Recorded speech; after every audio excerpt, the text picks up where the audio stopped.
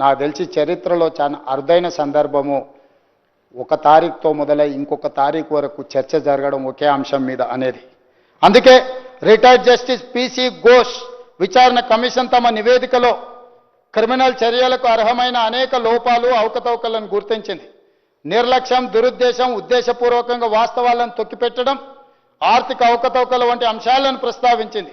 3 బ్యారేజ్ల నిర్మాణంలో తప్పు జరిగిందని, అసలు ప్లానింగ్ లేదని కమిషన్ తేల్చి చెప్పింది. అధ్యక్ష, national dam safety authority NDSA నివేదిక ప్రకారం మేడిగడ్డ బ్యారేజ్ వైఫల్యానికి ప్లానింగ్, డిజైన్, క్వాలిటీ కంట్రోల్ లోపాలు కారణమని తేలింది.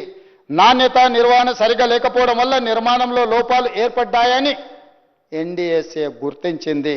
ఈ అంశాలన్నింటిపై లోతుగా మరింత సమగ్రంగా దర్యాప్తు చేయాల్సిన అవసరాన్ని ఎన్డీఎస్ఏ విచారణ కమిషన్ నివేదికలు స్పష్టం చేశాయి.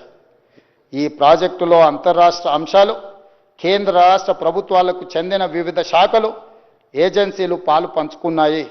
ప్రాజెక్టు డిజైన్, నిర్మాణం, ఫైనాన్సింగ్లో రాప్కోస్ వంటి కేంద్ర ప్రభుత్వ రంగ సంస్థలు, పిఎఫ్సి, ఆర్ఈసి వంటి ఆర్థిక సంస్థలు పాలు పంచుకున్నందున ఈ కేసును సెంట్రల్ బ్యూరో ఆఫ్ ఇన్వెస్టిగేషన్కి అప్పగించడం సముచితము.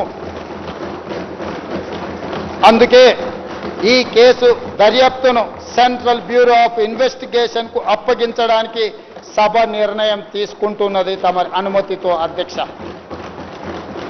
ఎన్నో రకాల అంశాలు, విచారణ అర్హమైన విషయాలు ఇందులో ఉండడం వల్ల సిబిఐ ఎంక్వైరీకి మా ప్రభుత్వం ఆదేశాలు జారీ చేయనైనది. ఈ సభ దీన్ని ఏకగ్రీవంగా ఆమోదించి సిబిఐ ఎంక్వైరీలో ఊరు, పేరు, అంచనాలు మార్చి దోచుకున్న వాళ్ళందరినీ శిక్షించడానికి అవసరమైన నిజాయితీతో కూడుకున్న విచారణ జరగాలని ఆశిస్తూ తమరి దగ్గర సెలవు తీసుకుంటున్నా. అధ్యక్ష.